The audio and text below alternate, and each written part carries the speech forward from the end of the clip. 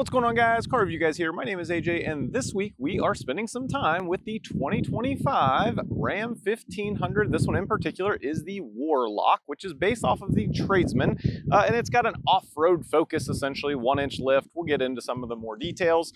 Now, this review is coming from someone that has owned 3 Rams personally. I have had a 2017 V6, I've had a 2017 V8, both were Bighorns, and then I had a 2019, which was a little bit newer body style, in a Laramie, and it had the V8 in it. Now, I've got to tell you, this one, having the new motor, 6-cylinder, twin turbo, again, we'll get into all the details. This thing absolutely has the torque and also the power. Like, it is very, very surprising, but we'll get right on into that. If you're new to my channel, welcome. I have over 24,000 subscribers, and thank each and every one of you. Here's the format, so if you want to skip through, feel free. So we are going to start with a cinematic, 60 seconds or less. Then we're going to go around the exterior stats, figures, stuff I feel like you guys would want to know, and then we're going to jump into the interior. Then we'll be taking it on a drive. So without further ado, let's roll.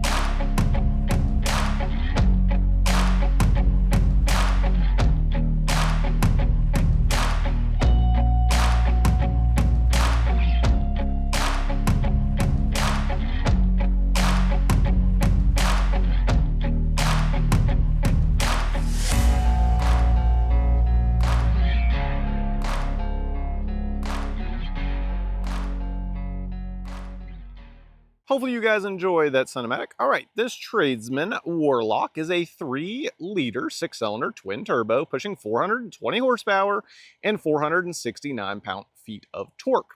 Transmission is an 8-speed auto. Drivetrain is obviously 4x4 with the option. Curb weight's coming in at around 5,203 pounds, which is going to be pushing it from 0 to 60 in about 5.2 seconds. Towing, 11,550 pounds. MPG 17 city, 24 highway with a combined average of around 19 MPGs. Gas tank size is 26 gallon as standard. You can option for a bigger tank as well. If I'm not mistaken, I believe it is 33 gallons, which is optional. Touching on vehicle dimensions, overall length 19.4 feet. Width is around 6.8 feet, and your ground clearance on this one, because it's a Warlock, is around 10.1 inches, which again is about an inch higher. Pricing starts at around $54,505. That's on the, quote, base Warlock, right? Like, if you just select Warlock, that's what you're going to get for a price. Tester today is roughly $57,945, and that is including the destination charge. So just touching on some of the things on the exterior very quickly, obviously you can see it's got the decal Warlock, right? Just to let you know, but even if that was taken away, you can see that it does have all-terrain tires. And then as far as the size goes, you can see there 275 70/18s. So a little bit knobbier. We'll talk about how they drive on the road or on pavement here in just a little bit. It does not have keyless entry in the sense of touching the door handles. That is not on this trim level. You can see also the wheels are black. That is standard on the Warlock.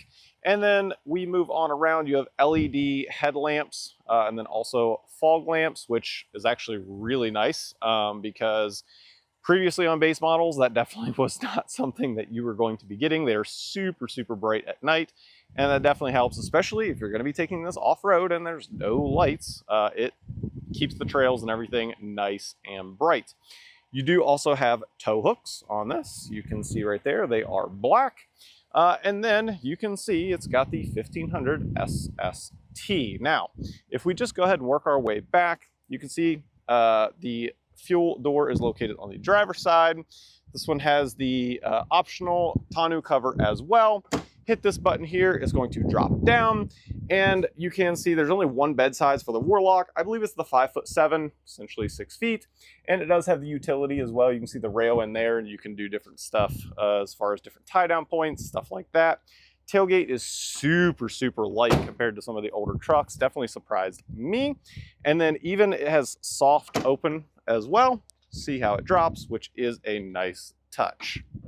Also located in the bottom corner, which Ram has been doing for quite some time, you can see that you do have the step. You can get that down, step up in there, and it just makes it a little bit easier if you have issues getting up in there.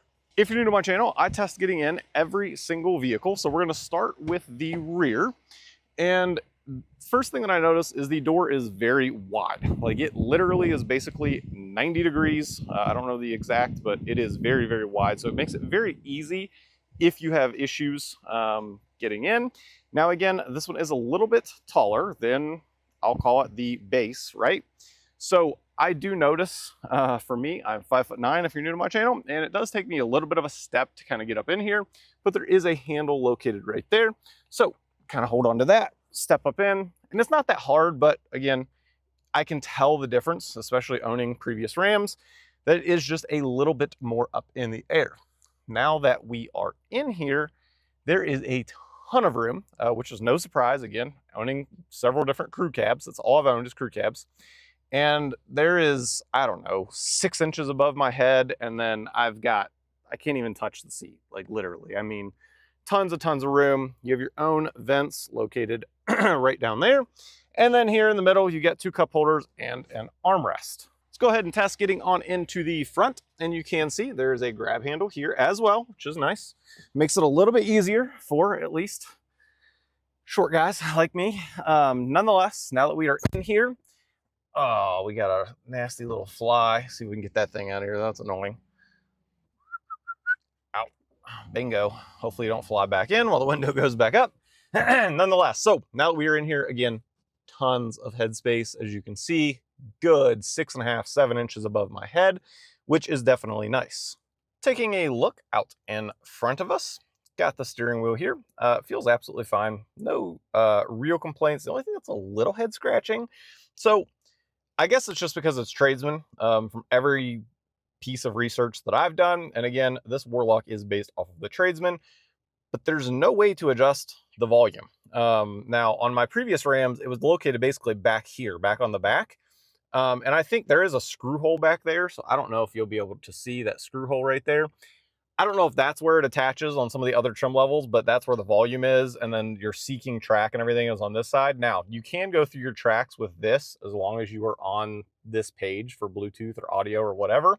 So you can still change that with this dial pad, but if there's a way to do volume, please let me know. I have really tried it to figure it out.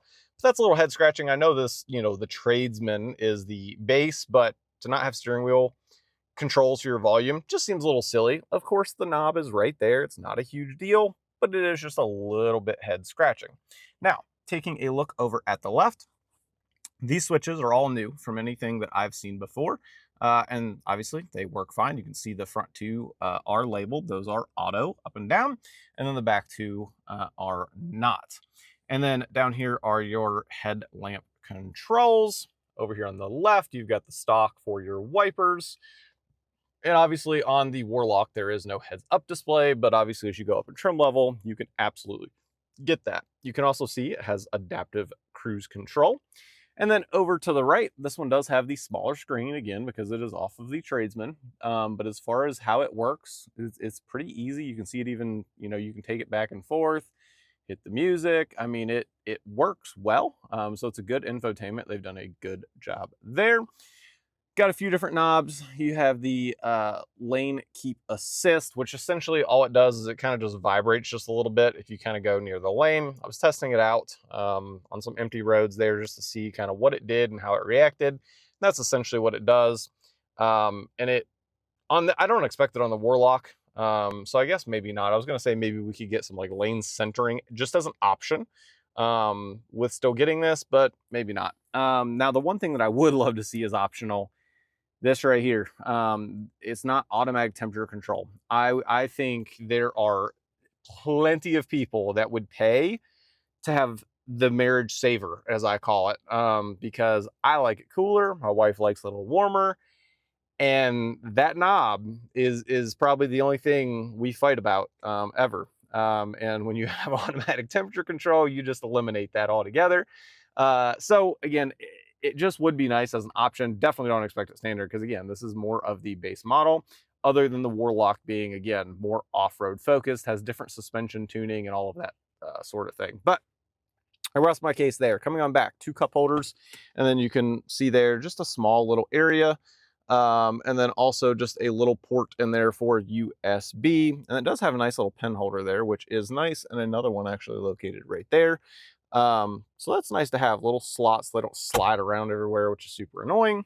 And then if we come down here, press that button, pops out. You see you got some coin holders, different stuff. This is kind of the same design. I had this in one of my other Rams, I think from like 2017, I believe. And it is nice to have some extra storage. See down there, you have an actual like wall outlet plug, which is good. And then this right here, now this is newer. Mine always had the cover I was over top. It would pop open and then you had the same storage. It's just now not covered. That's a little unique. And then you do have the glove box down there. And for the Warlock, at least at the time of this video, this is the only color interior you're going to get. It's kind of like a charcoal, and I believe that's actually what it's called, which is like a grayish black. And it's absolutely fine. I don't have any complaints as far as that goes for this trim level. Just working our way up top, you're going to notice you have a sunglasses holder. Shut that. And then, of course, we have the rear window, which is located back there. And it is power, so that's nice as well. I think we've covered just about everything on the interior. Now the question is, how does it drive? So let's go get it out on the road. So as we get this out on the road, the one thing that I want to point out is it does have a telescopic steering wheel. That's a huge upgrade, especially for the base. I had 2 bighorns in 2017, the V6 and the V8 model, and it literally only went up and down. That was it. It did not come forward and backwards, and it was one of the most annoying things. It's just like, you know, if you're frustrated with someone or, you know, a lady friend and you don't take the earrings, you take the backs to the earrings. That's essentially what they did on the 2017, because it's like you had to go to the Laramie in order to get a telescopic steering wheel, which, like, I get it, right? I'm a business guy. I've been working in supply chain, material planning, all kinds of stuff, including for automotive. I worked at GM Corvette for a while. And I also worked at Lucid here in Casa Grande, Arizona, and I've worked for suppliers. Long story short, I get it, but at the same time, it was a little silly, to say the least. So with that said, I really like that they have added that. Having the telescopic, big difference. It doesn't seem like it, but it definitely, for me, like, I sit just a little bit closer, but I don't like to sit too close. So to be able to bring the wheel to me to where my elbow is not deadlocked, like usually I'm like out here, and now I kind of have some play in it. Definitely nice. That was the first thing that I noticed right out of the gate. Whenever I got in this, I was like, you got to be kidding me. And the literal, like, base model, basically, you can sit there and move the steering wheel around. So that is a nice touch for sure. So second thing that I noticed, and it's kind of interesting actually, were the wheels. They're all-terrains. All-terrains always make me nervous because generally on the road, on pavement, they do great off-road. But on pavement, they generally are a little on the noisy side. Now, interestingly enough, they are a little bit on the noisier side, but they're on the quieter side for all terrains. If you wanted it quieter, you probably really wouldn't be looking at a Warlock, or maybe you do and you just want to have 2 sets of tires, right? Maybe you have one that whenever you take it off-road and then one for street driving. Now, is it that bad? No, it's not, but it is present. You can hear it. But what's interesting is whether you're on the freeway or whether you're doing 30 miles an hour, it's the same sound, which is beyond good, because usually at higher speeds, it's just the louder it gets. It's just natural with all terrains. That's usually how it works. Not with these. I didn't notice a difference on the freeway versus driving around town.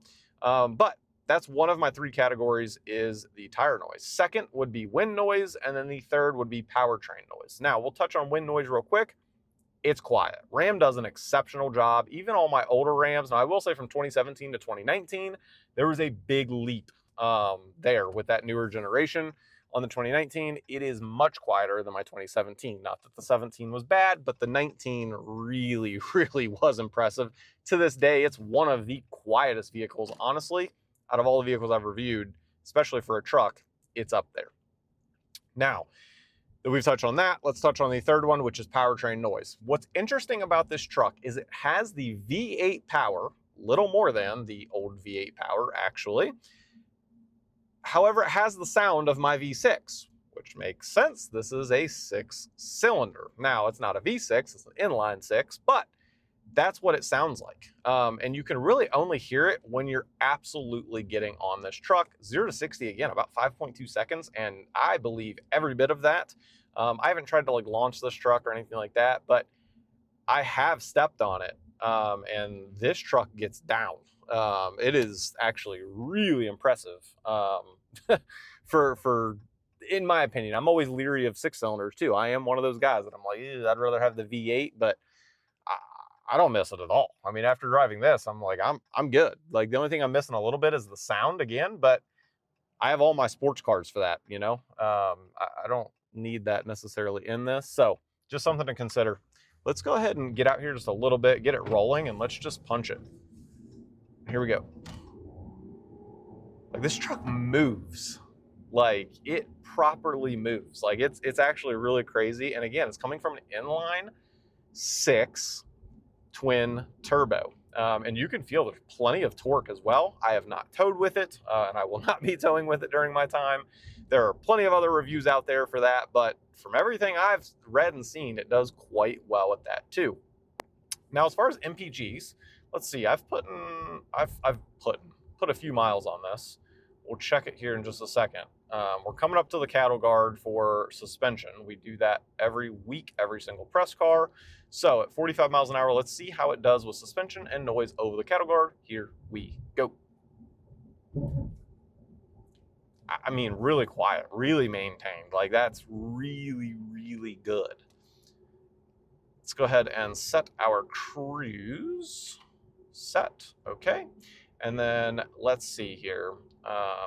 We had for my gas mileage right here. So I've put about 71 miles on this truck, and I've averaged, and this is a mix, right, between highway and city driving, I've averaged about 17 MPGs. Now, keep in mind what's killing my MPGs is I think it counts run time as well. And I let the truck run, obviously, while I was doing my drone footage. And I think that's honestly killing my personal average, just letting it idle for, 20 minutes out of 2 hours, basically. So I think that's really bringing my mileage down. So I would say sticker is really pretty much dead on what gas mileage is, because on the freeway with the instant reader, I was 100% getting actually almost a little bit better. Like right now I have my cruise set at 50 miles an hour, which is the speed limit, and I am averaging 25 MPGs consistently. It even is fluctuating to 28, 30. But on dead flat, staying dead still, holding steady, I'm getting, 25 to 28 MPGs. So really good, honestly. I mean, my V8, and that's as good as my V6. And my V6 is nowhere near as quick as this, right? Back in the 2017. So it just shows you the technology that they've really come to put in these trucks. Now, as I said there a second ago, I had set the cruise control. Just touching on the adaptive. The adaptive works good. I've used it, obviously, during my time. The thing that's kind of weird is the fact that they put 2 cruise control buttons on the steering wheel, as you've already seen. And if you want regular cruise control, just hit the one in the middle. But if you want the adaptive, you hit the one over on the left-hand side. So I don't know, that's kind of weird. And some people are like, yeah, it's nice, you can use both. But like other OEMs, it's just one button and it's standard adaptive. But like if you just hold it for 5 seconds, then it's regular cruise control. So just one button. So it's fine. It's just kind of weird that you have 2 buttons instead of just having one multi-function button, if that makes sense. But no big deal. But yeah, I've got to say, after spending some time with this truck and again, putting some miles on this truck, it's really good. And you got to think, again, this isn't even anywhere near the top trim level, right? So it only gets better from here. And it's a really, really good. Now, Personally, I would not be looking for the Warlock. Doesn't mean you're not. Maybe you are, and that's fine. For all-terrain tires, this thing is really, really good and maintained, better than I expected. I told you, I'm always leery of them, and they do quite well, still very, very controlled. And I don't necessarily love having the extra inch. It's just a little bit more difficult for me to get in for everyday use. Now, again, if you're taller than me, of course, no problem there. But if you're around my height, it is just a little bit harder. An inch, not a huge deal, but it is there. So I would be going, like, if I wanted like the base, like I would just go tradesman. For me, the happy medium is a bighorn, right? You get, you know, some various different things there. Like mine had, which was still an option on the bighorn, but like I had, even though it was cloth, I had heated seats and a heated steering wheel. Absolutely loved having that on my bighorn.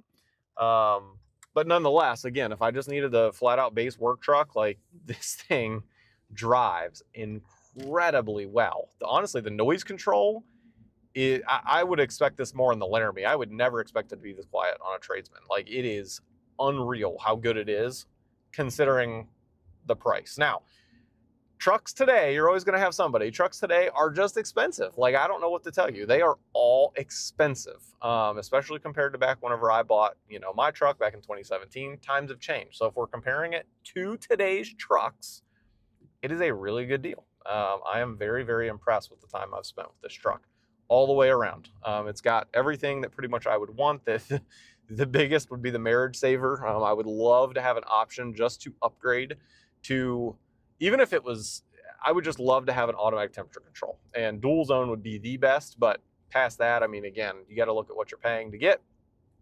It's done. They've done a really good job. I'm very impressed with this Ram truck. So hopefully you guys enjoyed today's video. The next video is going to be 5 things to love, 5 things to improve. I do it every single vehicle. So it's not just directed at Ram. That is every single OEM. There is always room for improvement. And I also want to give praise for where they have done exceptionally well. So that's what that video is. Again, over 24,000 subscribers. Genuinely thank each and every one of you. And just want to thank Ram. This is a press car, and this is the first loan that they have given me. I have just about every other OEM, I think, for the most part. So just want to give them a huge shout out and thank you. And please comment some of your thoughts, especially if you're looking at buying this truck. If you have questions, let me know. I try to respond to every single person. And as always, catch you guys on the next. Peace.